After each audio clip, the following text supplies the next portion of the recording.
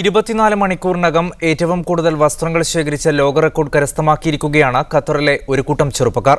Yemen, Philippines, മധ്യാഫ്രിക്ക എന്നിവിടങ്ങളിലേക്ക് കയറ്റി അയക്കാനായി 29 ton വസ്ത്രങ്ങൾ ശേഖരിച്ചാണ് ഇവർ ഗിന്നസ് ബുക്കിൽ കയറിപ്പറ്റുന്നത്. ജീവകാരുണ്യ രംഗത്ത് വേറിട്ട പ്രവർത്തനങ്ങളിലൂടെ ഇതിനകം ലോകശ്രദ്ധ നേടിയ ഖത്തർ ചാരിറ്റിയും നിരവധി സന്നദ്ധ സേവന പ്രവർത്തനങ്ങളിലൂടെ ശ്രദ്ധേയമായ മിഷൻ 20 എന്ന യുവജന കൂട്ടായ്മയും ഒരുമിച്ചാണ് വ്യത്യസ്തമായ ഈ റെക്കോർഡ് കുറിക്കാൻ മുന്നിട്ടിറങ്ങിയത്. ഫിലിപ്പൈൻസ്, യമൻ, മധ്യാഫ്രിക്ക എന്നിവിടങ്ങളിലെ പാവപ്പെട്ടവർക്ക് വേണ്ടിയാണ് ഇവർ വസ്ത്രങ്ങൾ ശേഖരിച്ചത്. 2013 ജൂലൈ മാസത്തിൽ വിയറ്റ്നാമിൽ 12 ടൺ 111 കിലോ വസ്ത്രങ്ങൾ ശേഖരിച്ചതാണ് നിലവിലെ റെക്കോർഡ്. ആദ്യ 5 മണിക്കൂറിൽ തന്നെ 14 ടൺ വസ്ത്രങ്ങൾ ശേഖരിച്ച ഇവർ ലോക റെക്കോർഡ് മറികടന്നതായി ഗിന്നസ് ബുക്ക് ഓഫ് റെക്കോർഡ് പ്രതിനിധി സമീർ ഖലൂഫ് പറഞ്ഞു. വ്യത്യസ്തമായ ഈ ജീവകാരുണ്യ പ്രവർത്തനത്തിൽ ഖത്തറിലെ യൂണിവേഴ്സിറ്റി വിദ്യാർത്ഥികളടക്കം വിവിധ രാജ്യക്കാർ പങ്കാളികളായി. ഇതിനെ മറികടക്കാൻ ആരെങ്കിലും തയ്യാറാവുമെങ്കിൽ തങ്ങളത് ഒരു വെല്ലുവിളിയായി ഏറ്റെടുക്കുമെന്നാണ് സംഘാടകർ പറയുന്നത്.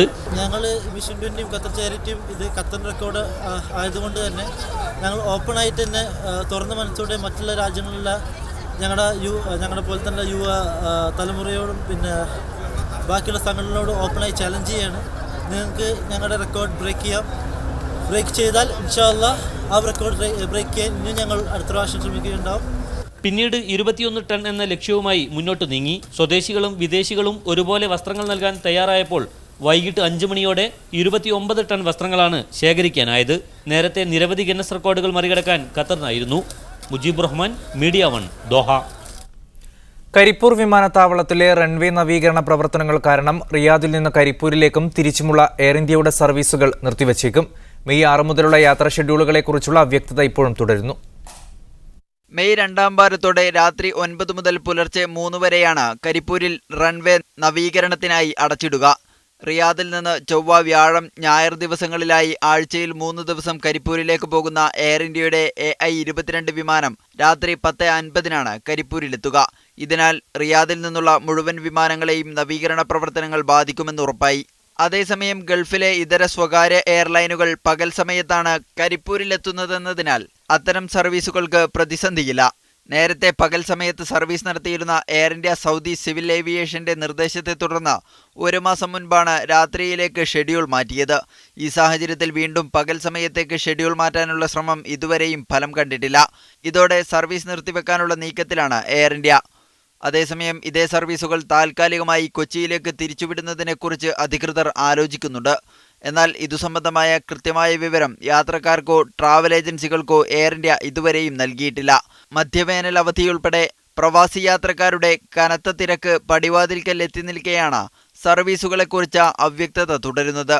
വേനലവധിക്കാലത്ത് നാട്ടിൽ സ്കൂൾ അടച്ചതോടെ സന്ദർശനത്തിനെത്തിയ നിരവധി കുടുംബങ്ങൾ മെയ് അവസാനമാകുന്നതോടെ തിരിച്ചുപോകാൻ എയർ ഇന്ത്യയിൽ ടിക്കറ്റ് എടുത്തിട്ടുണ്ട്.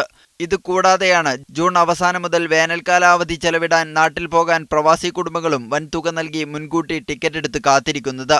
എയർ ഇന്ത്യയുടെ റിയാദ് സർവീസുകളുടെ പ്രതിസന്ധി പരിഹരിച്ചില്ലെങ്കിൽ മലബാറിൽ നിന്നുള്ള പ്രവാസികൾക്ക് ഈ സീസണിലും യാത്ര ദുരിതപൂർണമാകും. KCM Abdulla, media 1, Riyadh.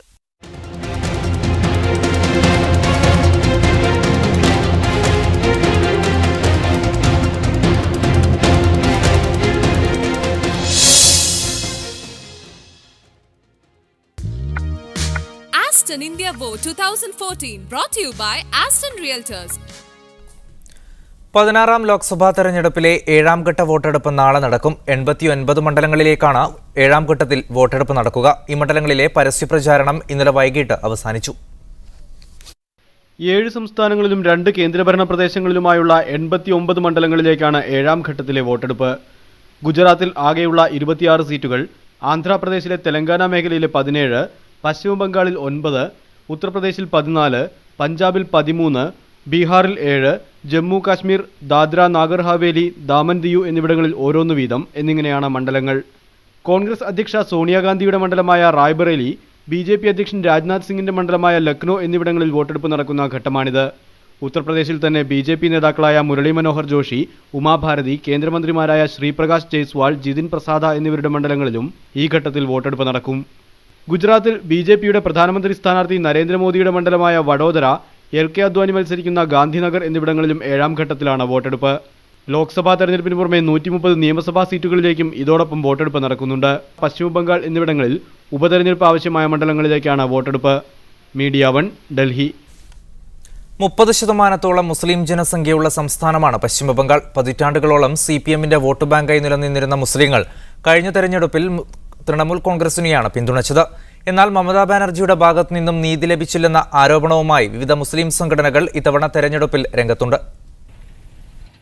Pranab Mukherjee രാഷ്ട്രപതിയായതിനു ശേഷം നടന്ന ജാംഗിപ്പൂർ ഉപതെരഞ്ഞെടുപ്പിലാണ് മുസ്ലിം പാർട്ടികളുടെ സ്വാധീനം പശ്ചിമബംഗാളിൽ വീണ്ടും പ്രകടമായത്. അഭിജിത് മുഖർജി 2500 വോട്ടുകൾക്ക് മാത്രം വിജയിച്ച ഈ തെരഞ്ഞെടുപ്പിൽ മത്സരിച്ച വെൽഫെയർ പാർട്ടി അധ്യക്ഷൻ ഡോക്ടർ റയീസുദ്ദീൻ ബൈദ്യ 42,000 വോട്ടും SDP-യുടെ തെഹ്ദുൾ ഇസ്ലാം 2500 വോട്ടും നേടി.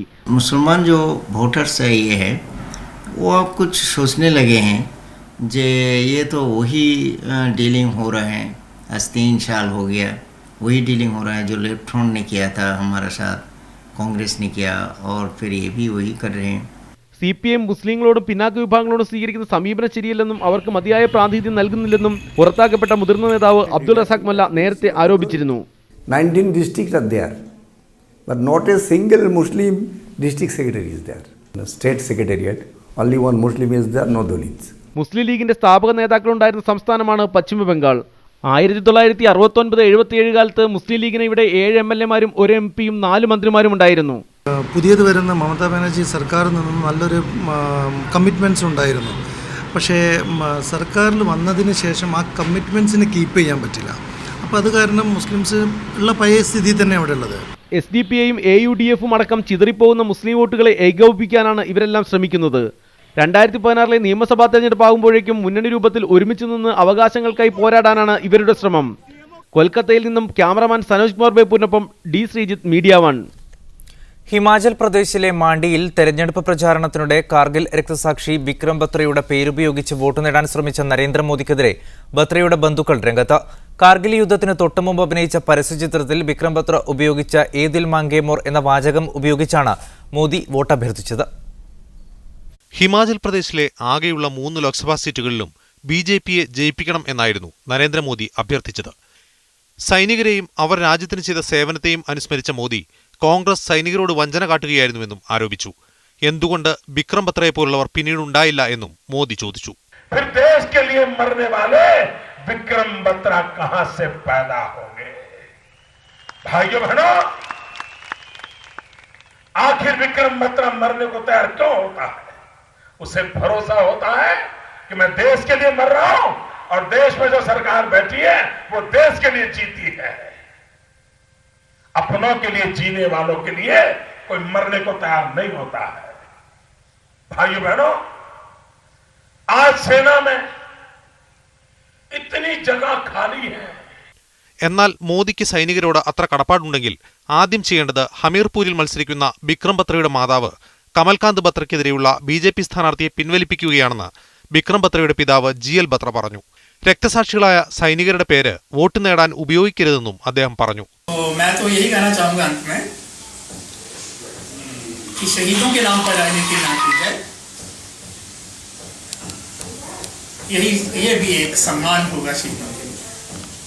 ആം ആദ്മി പാർട്ടി സ്ഥാനാർത്ഥിയായിട്ടാണ് ബത്രയുടെ മാതാവ് കമൽകാന്ത് ബത്ര മത്സരിക്കുന്നത്. BJP നേതാവ് അനുരാഗ് ഠാക്കൂറും കോൺഗ്രസിലെ രജീന്ദർ സിംഗ് റാണയുമാണ് എതിർ സ്ഥാനാർത്ഥികൾ. വിമുക്ത ഭടന്മാർ ഏറെയുള്ള മണ്ഡലമാണ് ഹാമിർപൂർ. News desk media 1.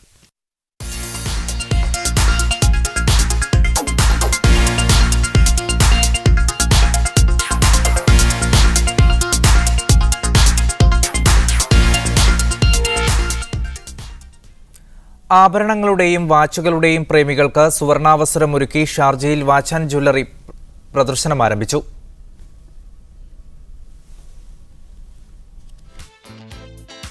ആഭരണങ്ങളുടെ ആവശ്യക്കാർ വർദ്ധിച്ചുവരുന്ന സാഹചര്യത്തിൽ ആഭരണങ്ങൾക്കും വാച്ചുകൾക്കും തിളക്കമേകുന്ന പശ്ചിമേഷ്യയിലെ ഏറ്റവും വലിയ വാച്ച് ആൻഡ് ജ്വല്ലറി പ്രദർശനമാണ് ഷാർജയിൽ ആരംഭിച്ചത്. Sharjah seaport and customs chairman Sheikh Khalid bin Abdullah bin Sultan Al Qasimi മേള ഉദ്ഘാടനം ചെയ്തു.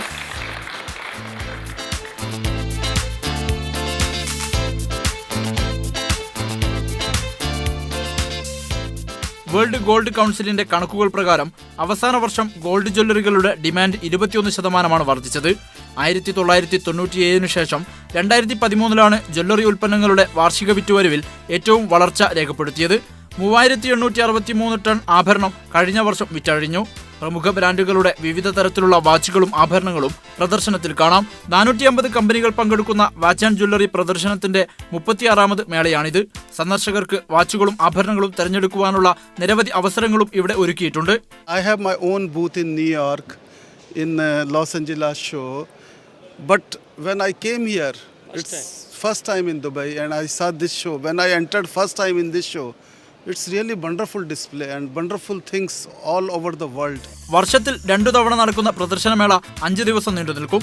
Sharjah chamber of commerce and industry chairman Abdullah bin Muhammad Al Uwaisi, expo centre Sharjah CEO Saif Muhammad Al Midfa തുടങ്ങി നിരവധി രംഗത്തെ പ്രമുഖർ ഉദ്ഘാടന ചടങ്ങിൽ പങ്കെടുത്തു. Haris Arikkulam, media 1, Sharjah. Al Manama Business News brought to you by Al Manama. Al Manama Supermarkets. Moments of value shopping. പ്രമുഖ ചിത്രകാരനും ശില്പിയും എഴുത്തുകാരനുമായ MV ദേവൻ അന്തരിച്ചു. വാർദ്ധക്യ സഹജമായ അസുഖത്തെ തുടർന്ന് ആലുവയ്ക്കടുത്ത് അമ്പാട്ടുകാവിലെ വീട്ടിലായിരുന്നു അന്ത്യം. അദ്ദേഹത്തിന് 86 വയസ്സായിരുന്നു. കഴിഞ്ഞ 4 മാസത്തോളമായി അസുഖബാധിതനായിരുന്നു MV ദേവൻ. കടുത്ത അർശസ്സും ഉദരസംബന്ധമായ അസുഖങ്ങളും ശ്വാസകോശ സംബന്ധമായ പ്രശ്നങ്ങളും അദ്ദേഹത്തെ ഏറെ അലട്ടി. ഇന്ന് ഉച്ചയോടെ അസുഖം മൂർച്ഛിച്ചുവെങ്കിലും ആശുപത്രിയിൽ പോവാൻ കൂട്ടാക്കിയില്ല. മരിക്കുന്ന സമയത്ത് 2 പെൺമക്കളും അടുത്തുണ്ടായിരുന്നില്ല. മരണവാർത്തയറിഞ്ഞ് നിരവധി പ്രമുഖർ ആലുവയിലെ വീട്ടിലെത്തി. ശില്പകലയിലും ചിത്രകലയിലും അദ്ദേഹം നൽകിയ സംഭാവനകൾ വിസ്മരിക്കാനാവില്ലെന്ന് പ്രൊഫസർ MK സാനു ഓർമ്മിച്ചു. ചിത്രകല ജീവിതത്തിൻ്റെ അവിഭാജ്യ ഘടകമാണ് എന്നതിനെ സംബന്ധിച്ച് കേരളീയർക്കിടയിൽ അവബോധം സൃഷ്ടിക്കുന്നതിനാണ് MV ദേവൻ മുഖ്യമായും പരിശ്രമിച്ചിരുന്നത്. ഔദ്യോഗിക ബഹുമതികളോടെ സംസ്കാര ചടങ്ങ് നടത്താനായിരുന്നു സർക്കാരിൻ്റെ തീരുമാനമെങ്കിലും അത് വേണ്ടെന്ന് ബന്ധുക്കൾ അറിയിച്ചു. MV ദേവൻ തന്നെ മരണശേഷം ഔദ്യോഗിക ബഹുമതികൾ തനിക്ക് നൽകരുതെന്ന് പറഞ്ഞിരുന്നതായി മക്കൾ സർക്കാരിനെ അറിയിച്ചു. ബുധനാഴ്ച ഉച്ചയ്ക്ക് ആലുവ ടൗൺ ഹാളിൽ പൊതുദർശനത്തിന് വെച്ച ശേഷം വൈകിട്ട് അമ്പാട്ടുകാവിലെ പഞ്ചായത്ത് വക ശ്മശാനത്തിൽ സംസ്കരിക്കും. മീഡിയ 1, കൊച്ചി. ദേവസ്പന്ദനം നിലക്കുമ്പോൾ നഷ്ടമാകുന്നത് മലയാളിക്ക് റിയലിസത്തിന്റെ കാഴ്ചാശീലങ്ങൾ സമ്മാനിച്ച ഇതിഹാസത്തെയാണ്. മലയാളിയുടെ ദൃശ്യഭാവുകത്തിന് പുതിയ മാനം സമ്മാനിച്ച സാഹിത്യശില്പിയെയാണ് കലാകേരളത്തിന് നഷ്ടമായത്. 1928 ജനുവരി 5 കണ്ണൂരിലെ ചൊക്ലിയിൽ ജനിച്ച MV ദേവൻ ചിത്രകാരൻ, എഴുത്തുകാരൻ, ശില്പി, നിരൂപകൻ തുടങ്ങിയ മേഖലകളിൽ ശ്രദ്ധേയനായി. 1946 ചിത്രകല പഠിക്കാൻ മദ്രാസിലെത്തിയതാണ് ദേവന്റെ ജീവിതത്തിൽ വഴിത്തിരിവായത്.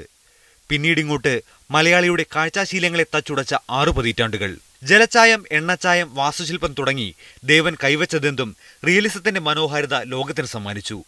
കഥയെ മാധ്യമമാക്കി ദേവൻ നടത്തിയ കലാസൃഷ്ടികൾ മലയാളിയുടെ ദൃശ്യ സംസ്കാരത്തിലും സാഹിത്യഭാവുകത്തിലും ശ്രദ്ധേയമാറ്റങ്ങൾ വരുത്തി.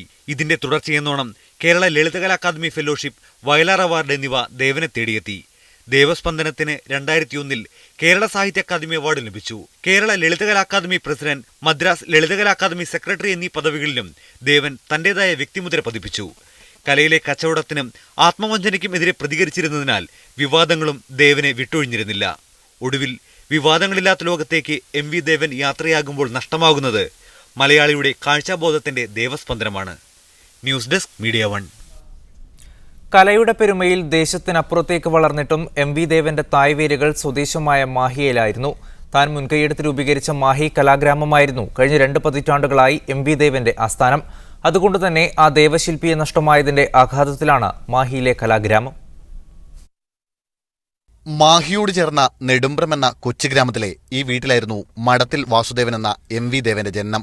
1952 24-ാം വയസ്സിൽ മാതൃഭൂമിയിൽ സ്റ്റാഫ് ആർട്ടിസ്റ്റായാണ് MV ദേവൻ ഔദ്യോഗിക ജീവിതം ആരംഭിച്ചത്. പിന്നീടങ്ങോട്ട് ശില്പചിത്ര സാഹിത്യ പെരുമകളിൽ ദേശത്തിനപ്പുറത്തേക്ക് വളർന്നപ്പോഴും മനസ്സിൽ MV ദേവൻ മാഹി എന്ന സ്വന്തം ദേശത്തെ വീണ്ടും വീണ്ടും വരച്ചുകൊണ്ടേയിരുന്നു. അതുകൊണ്ടാണ് AP കുഞ്ഞിക്കണ്ണൻ എന്ന സുഹൃത്ത് കലാഗ്രാമം എന്ന ആശയം അവതരിപ്പിച്ചപ്പോൾ അത് സ്വന്തം ദേശത്ത് തന്നെയാവണമെന്ന് MV ദേവൻ ഉറപ്പിച്ചത്. അങ്ങനെ 1993 ഡിസംബർ 26 കലയുടെ സമസ്ത മേഖലകളെയും പരിപോഷിപ്പിക്കുക എന്ന ലക്ഷ്യത്തോടെ മാഹി കലാഗ്രാമം ഉദയം കൊണ്ടു. കഴിഞ്ഞ 2 പതിറ്റാണ്ടായി സ്ഥാപനത്തിന്റെ മാർഗദർശിയായി നിലകൊള്ളുന്ന MV ദേവന്റെ വിയോഗം സൃഷ്ടിച്ച ആഘാതത്തിലാണ് ഈ സ്ഥാപനം.